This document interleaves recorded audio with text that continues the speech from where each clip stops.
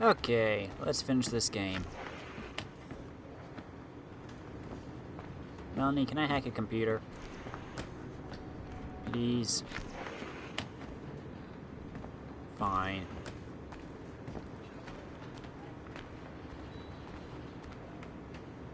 Look at all these trophies.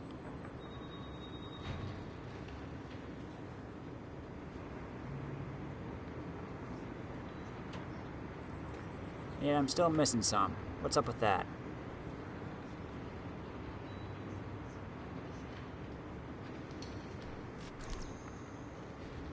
Well, time to finish Edward's voyage.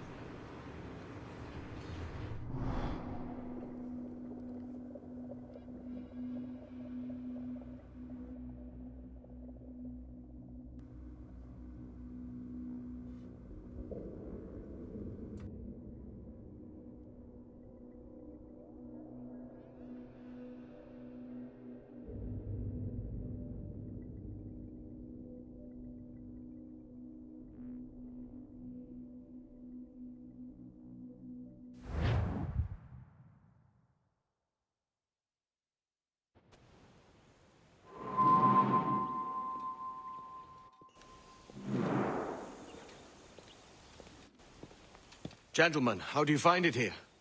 It will work for us. But our goal must be to scatter our operations. To live and work among the people we protect, just as Altair Ben Lahad once counseled. Well, until that time, it's yours as you see fit. Edward, Captain Woods Rogers survived his wounds. He has since returned to England, shamed and in great debt, but no less a threat. I will finish that job when I return. You have my word.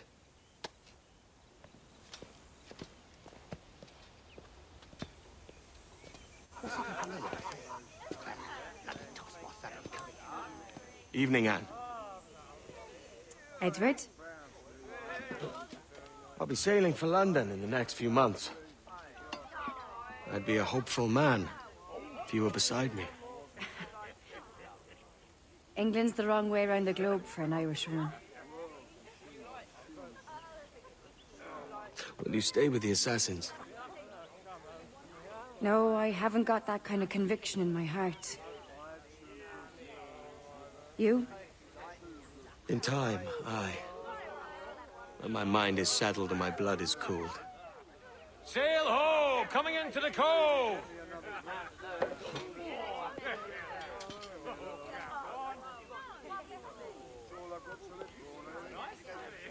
You're a good man, Edward. And if you learn to keep settled in one place for more than a week, you'll make a fine father too.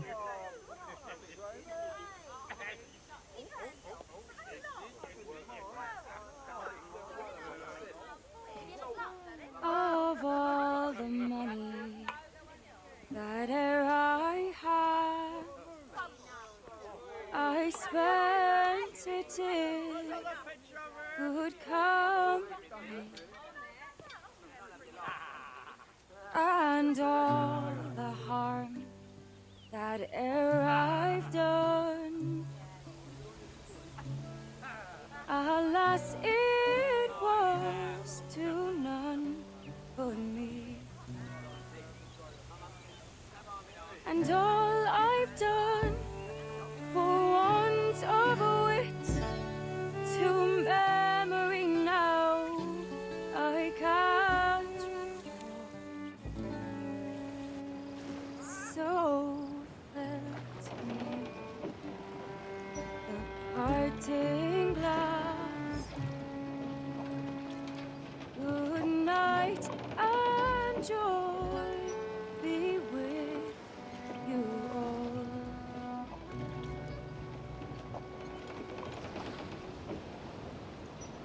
Oh, all the comrades that e'er I had, they're sorry for my going away, and all the sweethearts that e'er I've loved, they'd wish me one more day to stay.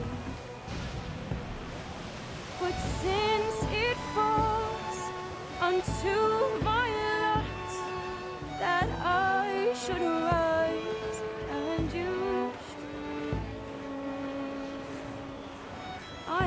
gently rise and softly call. Good night and joy be with you all. Good night and joy be with you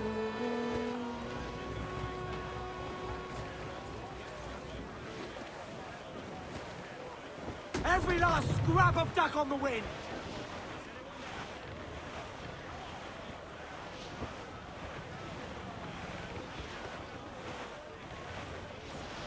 Father, did you always know how to sail a boat? The Jackdaw is a ship, Jenny. Not a boat. But did you always know? No. No, I learned after leaving Bristol. After you left Mother? Well, I didn't leave without saying goodbye, that is. It was an arrangement, you see, between your mother and me. She said you left her. She said you always talked about sailing a boat and making money in the New World. I did always want to sail a ship. That's true. But not for a lark. To support us. To take care of her. And you. Not me. Mother said you didn't know about me. She said you worked only once a year and that she never knew where to find you. That's all true, and I'm sorry for that. If I'd known earlier, I might have come home. I hope that I would have. Well, you were busy. That's what I think. I was, but that wouldn't have mattered. Can I steal your boat? Boat? I see no boat here. Do you? I mean ship, obviously. I don't see the difference anyway. Ah, it's a very simple one, Jenny. A ship can carry a boat, but a boat cannot carry a ship. Why then, everything is a ship. Large and small. But for my toy boat, the one I take into the bath with me. That's a clever way of seeing it.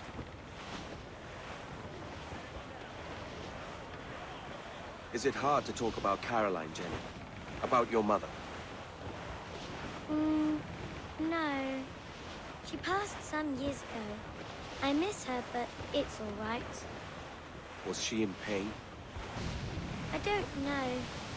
I don't think so. She was very happy for quite some time.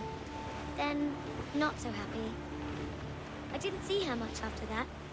Then, she was gone. I'm sorry. I'm sorry I wasn't there for you. It's all right. You're here now. And we're on an adventure. Only a little one, I hope. Can't handle too many more surprises. Do you think we'll see a whale? Yes, there's a very good chance. And what about pirates? Will I see pirates? No. Not much chance of that, I think. Oh, that's rather sad. I should have liked to have seen one. Tell you what, Jenny. As soon as these winds die a little, I'll let you steer the Jackdaw. One little trick of the helm before sundown. Yay!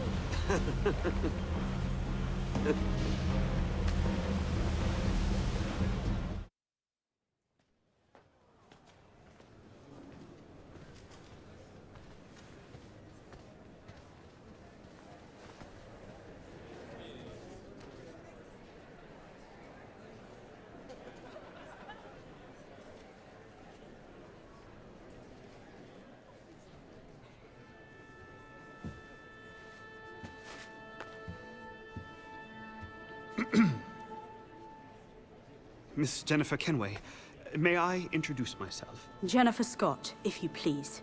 I'm sorry, My daughter was raised by her mother, Caroline, until she passed away some years ago. Jenny prefers to use her surname to mine. Please forgive my ignorance. I will. She may not. Father, help me. This little rascal, however, is a Kenway. What's wrong, Hafen? I can't see the stage. Up we go. How's that? Fine. But won't your arms tire? Hey, I'm not so old as that. But if they do, then we shall quit this posh gig and go and meet your mother for some chocolate at White's. How's that sound? Yes, please. Okay, hush now.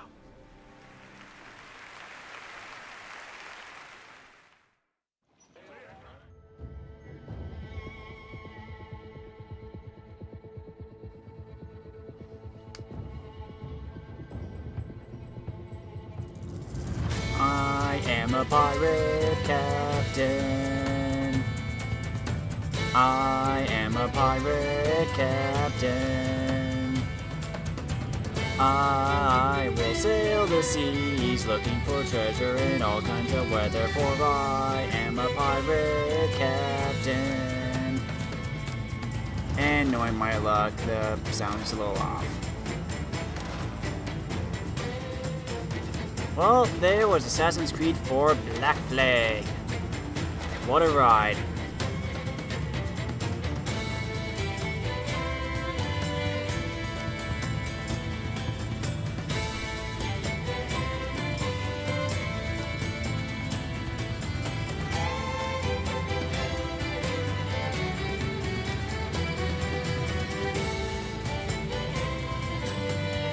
I just like listening to this music.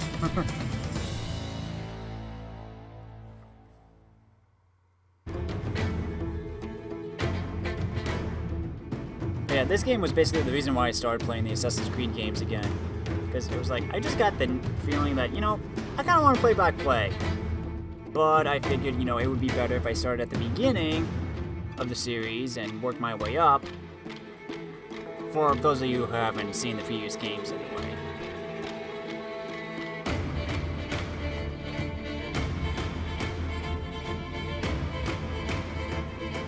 But yeah, this was just so much fun.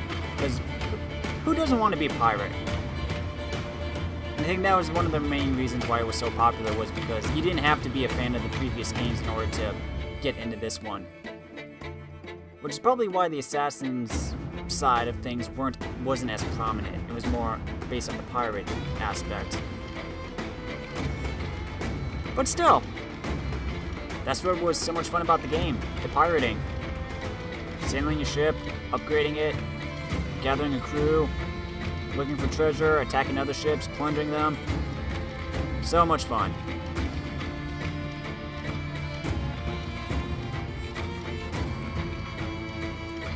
Now we just gotta wait through the credits.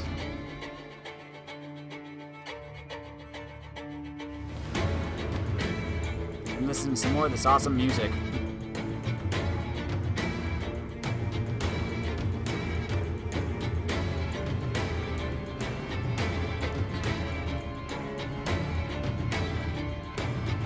So yeah, this now took, what, 48 videos? Can't remember what Assassin's Creed 3 was. But then there's also the Freedom Cry DLC to still do, which I would have to purchase first, but still.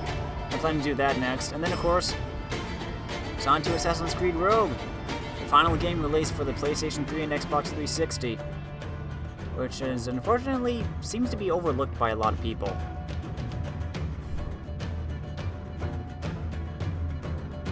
But for now, let's just listen to the credit music. See you at the end.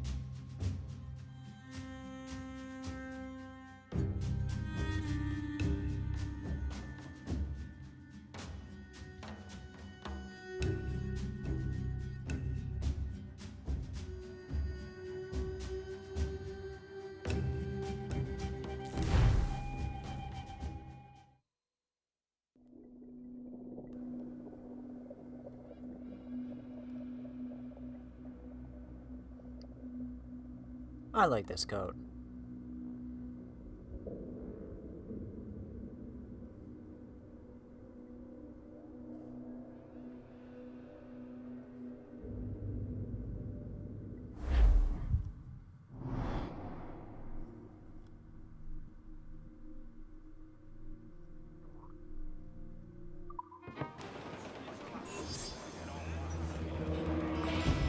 What was that? I finished the game and what? Relic, portrait, emblem, and title unlocked for multiplayer. Oh.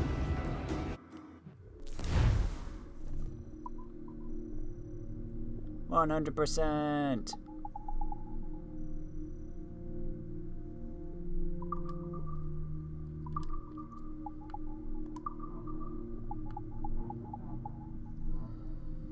Anne was barely a teen when she left her native Cork in Ireland for the British colonies, and by 16 she was en route to West Indies at sight of her new husband, Mr. Jack Bonney, a gentle but sturdy young man in his early 20s. The pair arrived in Nassau in April of 1716, settling down with an unclear idea of what shape their lives might take. Jack eventually found work on one of the small plantations, while Anne cultivated her ability to loaf and daydream. Unfortunately, her beauty, aloofness, and incredible indifference to propriety made her the object of more romantic attention than she had ever known or cared for. Within a year of arriving in Nassau, the Bonnies' marriage was in shambles, a union only in name. While Jack disappeared further into his work, Anne grew more confident and sociable, eventually taking a job as a barmaid at the popular Old Avery Tavern in the center of Nassau. And though she took on a few lovers in the next few years, it was mostly out of envy and spite that the rabble of Nassau branded Anne a harlot and a tease. But with no high society to shun or shame her, Anne's desirability only increased on the strength of these rumors. Tread very carefully here, and triple-check any racy footage you get. 18 or older, no exceptions. How about we just don't go this route for once? After living and working in Nassau to no great purpose, Anne eventually fell for the roguish charms of Calico Jack Rackham, a man who had already fallen into and out of piracy. Rackham was just the sort of character to lure Anne away from her dull marriage. It was also around this time Anne befriended Mary Reed, whose manly disguise she had seen right through. The two grew to be close friends, much to the consternation of Rackham, who threatened Mary with violence for flirting with his prize. Mary, to defuse the situation, revealed herself to Rackham too, much to his delight, no doubt. A few months later, for reasons not entirely clear, Anne, Mary, and Rackham raised a small crew, slipped aboard a moored schooner, and sailed from Nassau's port under cover of darkness. Their goal was to execute a series of swift robberies before retiring with enough gold to live on, but once again Rackham's incompetence proved disastrous.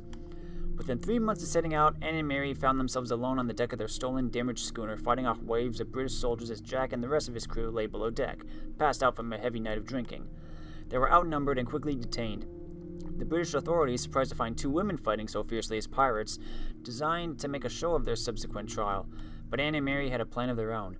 Unbeknownst to the British, both were pregnant, Anne by Rackham, most likely, and Mary by an unnamed sailor, a fact which they revealed just as the judge passed a sentence of execution on them. Owing to the fact that they were being quick with child, the judge stayed their executions until they came to term. Some 4 months later, Mary had her child, but died, soon after in prison of a terrible infection. Until now, Anne's fate was unknown. Lacking an execution log or death certificate, it was commonly assumed that her father came to her rescue, paying the governor off and spiriting her back to the British colonies in North America. But we now know the true story. The only question remains with it. Originally hailing from Wales, little is known about John Roberts, the real name of the man who would come to be known as Black Bart long after his death. Most assume he went to sea at a very young age, at 13 or so, but there's no record of him in any historical documents until his noted appearance in 1718 aboard a merchant ship. Barbadian in origin. Just a year later, our picture of Roberts' life sharpens considerably. We now know he was pressed into piracy by the notorious Howell Davis while working aboard a slave ship under Captain Abraham Plum. And though Roberts had likely not gone to sea with the intent of becoming a pirate, when the opportunity thrust itself upon him, Roberts was reported to have said, "A merry life and a short one shall be my motto." A few months later, Davis was killed in an ambush on the Portuguese island of Principe, and Roberts was swiftly and unanimously elected to replace him. This was surely a testament to the man's natural charisma and leadership, for he had been a pirate only a few months. It was at this point he took the name Bartholomew, likely renaming himself for the infamous Bartholomew Sharp, a pirate of some renown who had disappeared just 2 decades earlier. One of the most intelligent and strategic pirates of the Golden Age, Roberts was a sturdy, handsome man known to dress in fine clothes. A handsome man who carried himself with a dignified but unpretentious air. He had dark hair to match his dark complexion, likely set from the almost 2 decades he had spent at sea. He often carried numerous pistols, each tied to one end of long silk sashes, which he kept slung over his shoulder. His tactical ideas were usually radical, but thoughtfully considered. He never jumped into any scheme rashly, though his ideas seemed almost suicidal to those unacquainted with his methods. Ultimately responsible for the theft of around 400 ships in his 3-year career, he bested every other pirate of the era by a factor of 10 times or more, although it must be said that at least half these boats were small periagos and the like. Robert's boldest gambit by far was the theft of a fully laden treasure ship taken from a fully armed and manned fleet of 42 docked Portuguese ships. As the story goes, Roberts flew false colors, sailed among the anchored ships until he found a skittish officer to take hostage. Threatening the man with death, he asked where the most valuable ship was moored. When the young man pointed it out, Roberts sailed there, quickly commandeered the ship for his own, and sailed away without any of the other 40 ships being aware of what had transpired. Roberts was not opposed to slavery, but he had a more open policy about men working freely on his ship. Nevertheless, he did occasionally trade slaves too, when economically necessary, and, most notoriously, he burned a slave ship with 80 men chained below deck simply because he was being pursued and had no room to take the slaves aboard. Shortly after this incident, Roberts was tracked by British authorities to the west coast of Africa, not many miles from where he had begun his career as a captain. Ambushed by those who wanted him dead, Roberts was reported to have dressed in his finest clothes before stepping out onto the deck of his ship, directly into a hail of cannon fire and grape shot. In a flurry of projectiles, Roberts' throat was torn out. He slumped to the deck, coming to rest against one of his cannons, and quickly bled to death. His crew, believing he was resting, reprimanded their captain before discovering his true fate. When they realized he was dead, they picked his body up and tossed it into the ocean, giving him proper sailor's burial and denying any British ideas to cart his body home and put it on display. Thus, with a quiet splash, ended the boisterous career of brash and bold Bartholomew Black Bart Roberts. Daughter of Emmett and Elizabeth Scott, Caroline was born in Bristol, England, to a prosperous family of merchants and civil servants. Given a modest education by her father, she furthered her own studies in her own way, taking time to read as often as her family duties allowed. Splitting her time between this and helping her mother manage her father's affairs, she grew into a confident and level-headed woman with more skill and intelligence than her situation allowed her to exercise. Caroline first met Edward Kenway outside the Old Shillelagh in the aftermath of a drunken altercation. She had arrived to fetch one of her servants and there found Edward escorting the woman from the clutches of one of Bristol's most notorious cads. Thankful for his kindness, Caroline agreed to a second meeting on more equitable terms, hardly thinking of romance possible. And yet, against most odds, that is just what happened. Edward and Caroline grew quite close and soon fell in love, quite much to the dismay of her father. Emmett Scott had already promised his daughter to the son of a wealthy East India Company executive, and made his displeasure apparent to every turn. But all his noise was to no avail. Caroline and Edward were married in 1712. For a time it seemed as though this odd pairing might produce a lasting union, but Edward's deep love for his wife was offset by his uncouth habits and reckless attention to responsibility. Not content to live a life of middle-class drudgery, Edward dreamed large and fixed on the idea that he could sail to the West Indies and fight as a privateer against the Spanish. Or, barring that, buy some land to sow a sugar plantation. Caroline tended to dissuade her husband, but to no effect. At last his drunken antics and wild dreams strained their marriage beyond repair. To further complicate matters, Caroline discovered she was pregnant and could not fathom Edward being a responsible father to their child. She resolved then to leave her husband and live again with her parents. Edward was hurt by the idea, but the shock of it did nothing to cure his fantasies. Instead, he doubled down and left for the New World, vowing to prove himself a man of quality. Caroline had her child some months after Edward's departure, calling the girl Jennifer. In the ensuing years, Caroline lived a life that altered between great joy and crushing grief. She had a beautiful daughter and a supportive mother, yet her father, ever resentful for Caroline's defiance, never treated her as a daughter again. In the early 1720s, tragedy struck with a slow but deadly force. Caroline fell ill, and for many months languished at her parents' home, desperate to get well. Emmett Scott, believing his daughter's illness to be self-induced, did little to aid her. Unfortunately, the disease was all too real. Caroline Scott Kenway died in 1720 in her parents' home on Hawkins Lane in Bristol.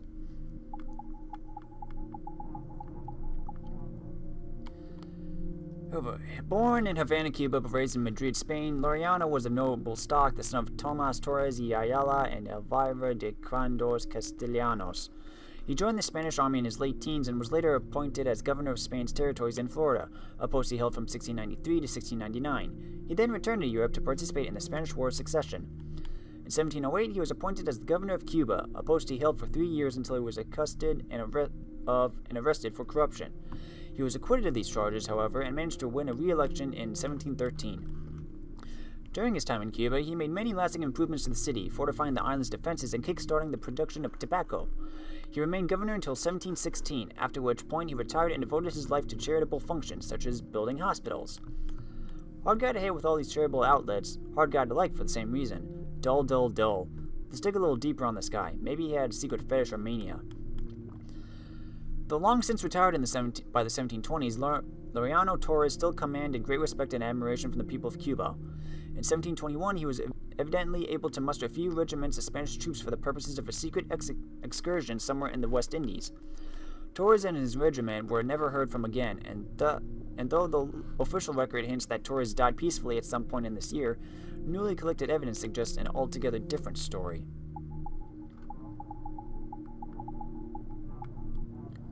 Woodes Rogers was born into money, to a seafaring family with deep roots in both Poole and Bristol, England. His early life was a picture of industriousness and ambition, and by the age of 18, he was an apprentice mariner. Upon his father's death at sea in 1706, Woodes inherited his family's prosperous shipping company, which he took to managing with great passion. Between 1704 and 07, Rogers' fortunes and family grew, and by the time he was 27, his marriage to Sarah Whetstone had produced 1 son and 2 daughters. By the end of 1707, however, his business had suffered great losses by raiding French forces, giving Rogers the idea to recoup these dreadful losses himself. Knocking about Bristol in search of a partner for this endeavor, he soon found himself in the company of William Dampier, an old friend and unlucky captain who suggested setting up a privateering expedition, one that would range far and wide about the New World. In 1708, Rogers made the necessary arrangements and set out as captain of his own vessel, on a difficult voyage that would last over 3 years. Along his course, Rogers met with many successes and failures. In 1708, off the western coast of South America, he found and rescued a marooned sailor by the name of Alexander Skilkirk, a sailor who had spent nearly 4 years living in isolation and who would serve as the inspiration for the book Robinson Crusoe just a few years later. Soon after Selkirk's recovery, Rogers' fleet engaged an enemy vessel in open combat, a skirmish that earned him a pistol shot to the left side of his face and a mangled heel. Neither wound was enough to remove him from command, however, and he continued serving as captain until his return to England in late 1711. To commemorate this return, he had an operation to remove the offending bullet from his upper palate. Now in poor health but high spirits, he set about writing his memoirs. Upon their publication a few years, they were an immediate success and proved a great source of income, but this brief glory was offset by the sudden death of his son, a tragedy compounded some months later by his wife's decision to leave him. Also at this time, Rogers was sued by former shipmates for allegedly hoarding goods and money plundered from the enemy vessels. Rogers assembled a defense but lost the case. In 1713, itching to return to sea, he organized passage to Madagascar, claiming to be a merchant in the slave trade, and with the intended purpose of reconnoitering the rumored pirate colonies established there. When he arrived in Madagascar after months of hard sailing, he found that the legends of the pirate town Libertalia had been exaggerated 100-fold. The pirates in Madagascar were sickly and few and desperate for help. After spending just a few months here, Rogers set sail for England, a failure in his own mind. And he had never wanted to give up hope. Woodes Rogers reoriented his attentions to the West Indies, eventually lobbying King George for a commission to hunt pirates in the Caribbean. On this score, he succeeded. After a few diligent years of making his case, King George appointed Woodes Rogers as the governor of the Bahamas. Now at last he would make his mark and bring justice to a land where chaos had taken root. Rogers arrived in Nassau at the head of a small fleet of half a dozen ships on the 22nd of July, 1718. Accompanied by Commodore Peter Chamberlain, he spent the first day negotiating with the pirates living there, hoping to entice each and every man of the island with the king's pardon. Rogers' hopes were quickly dashed by Charles Vane and his men, who blasted their way out of Nassau's harbor with the aid of a fire ship. This minor setback hardly mattered, for Nassau was now in the hands of the British, just as Rogers had promised his king, and a number of former pirates, Benjamin Hornigold among them, now sailed for him. Rogers set about renovating the city at once, first ridding it of its remaining rogues and rapscallions, and even going so far as to hang a number of men who refused the king's pardon, yet remained on the island. But Rogers' swift initial success suffered an early complication when a huge portion of his crew took ill and died, likely of yellow fever. Another large portion of the soldiers who had accompanied him to Nassau departed with little warning for the colonies up north. And perhaps more troubling of all, Spain and England were at war again, making Nassau a likely target for Spanish aggression. He wasn't wrong. In March of 1719, he got word that a Spanish fleet was on its way to attack his fragile town. Rogers had spent much of his own private fortune renovating the decrepit fort town, but he was still unprepared for a full Spanish assault. Much to his relief, the Spanish fleet turned away at the last minute and instead attacked a French settlement to the north. Rogers served as governor for 3 full years in Nassau, and though he did not suffer any more military threats after early 1719, his job was no less difficult. Dwindling finances and a general apathy among the population led to only modest improvements to the city. In early 1721, however, he caught wind that the king was unhappy with his performance in the fledgling community. Rogers decided to return to England to defend himself, but fell deathly ill before he could make the trip, and still later was wounded in a duel gone bad. Recuperating in Charlestown, South Carolina, for some 6 weeks, he finally left for England in March 1721.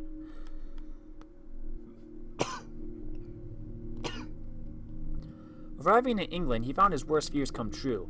He had been sacked, and a new governor had been appointed to run the Bahamas. Worse yet, he was imprisoned for defaulting on the debts he had incurred during his time as governor, the same debts caused by the king's refusal to fund his term as governor.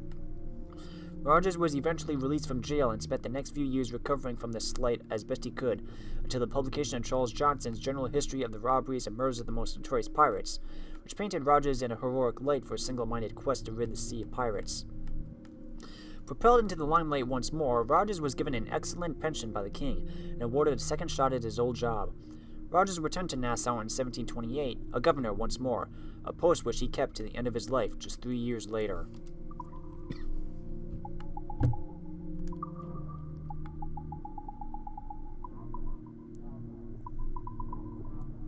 The Jackdaw.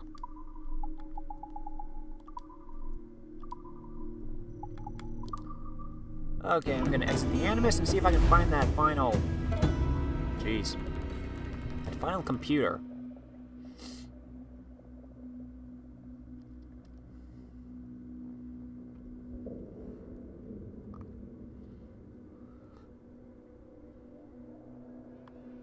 Hey, Shiny Sun. How you doing?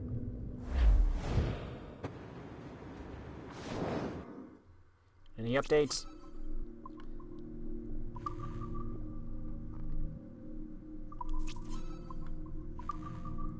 Got some more messages. So that's it? No explanation? We just keep going and hope nothing like that happens again? How can this even be legal? Oh well, another day, another dollar. Yo, that was seriously messed up. I agree, but come on, we get to make games. Isn't that worth a little weirdness sometimes? If you can't take the heat, get out of the kitchen. I understand we're all a little on edge. I hope you all take the coming long weekend to relax, unwind, breathe easy, have a little fun.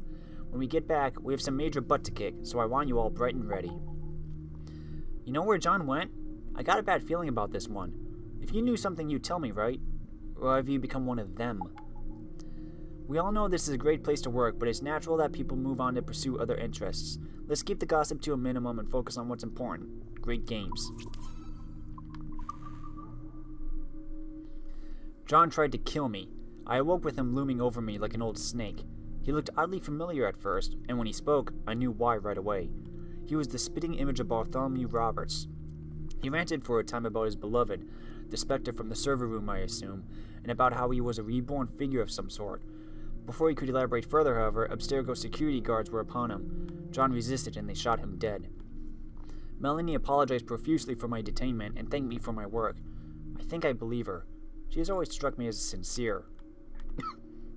Shaken by the whole experience, I wanted only to go home, but I was soon contacted by the courier and the barista from contacted a few weeks earlier. My instinct about them proved correct.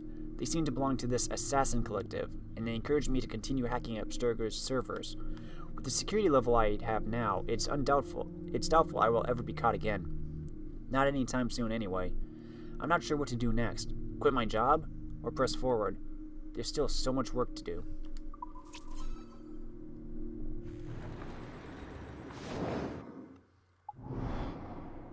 Aha!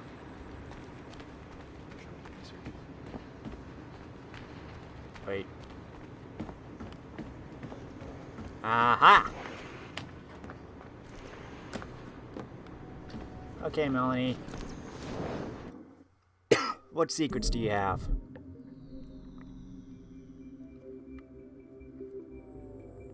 Oh boy.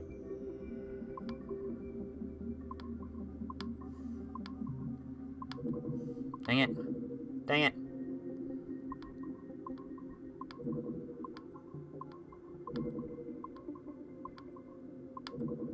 Dang it.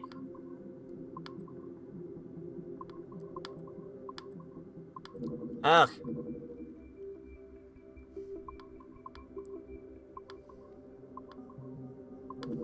Dang it.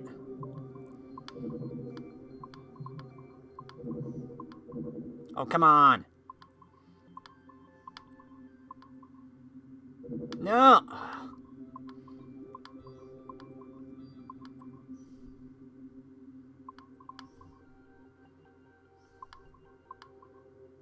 Dang it.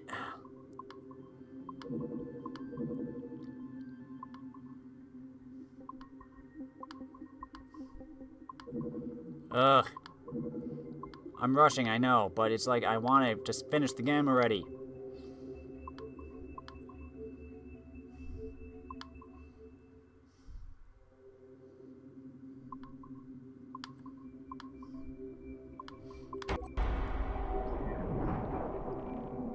Okay, Melanie, what do you got?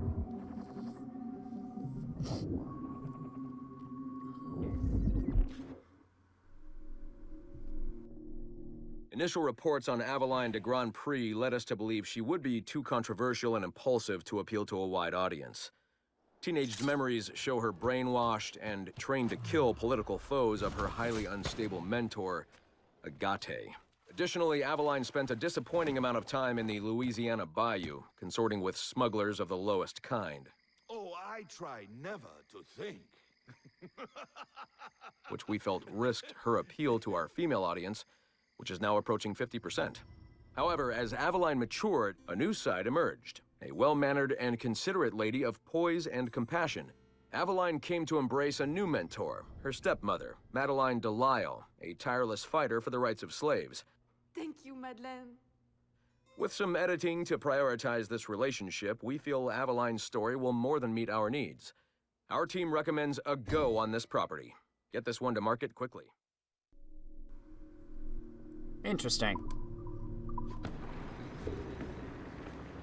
That's all the computers. That's not a door.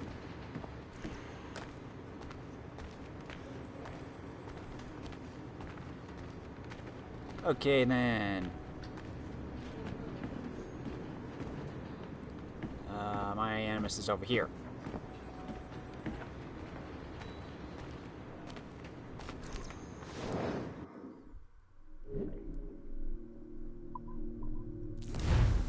I want to go back in. I want to be a pirate.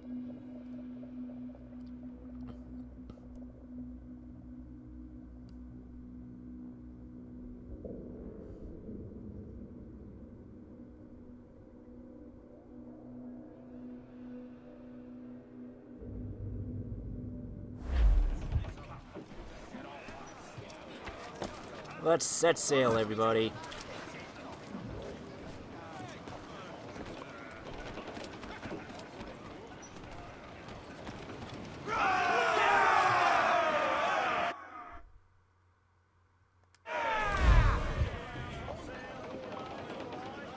Let's head out for one last voyage.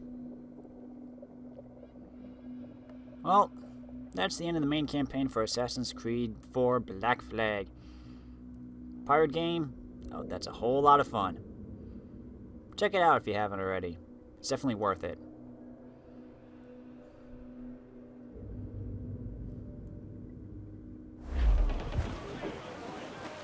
Let's have a song Shanty. then. Hey, so handy, me boy, so handy. Well, hand it to you Spanish. Please tell me what to did starboard! they say? Some wrecked cargo here, sir. Come on, where's the good one?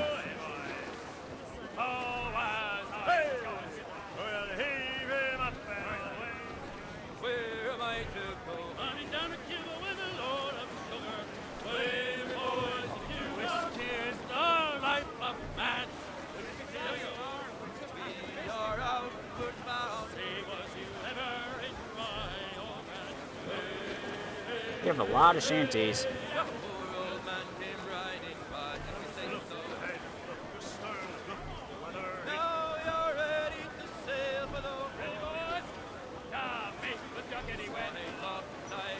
There we go. Good shanty to end on. Well, if you like this video, let me know in the comments. If you really liked it, press that cute little like button. Thanks for watching, everybody. I'm Luke Dog, and I'll see you next time on the open seas.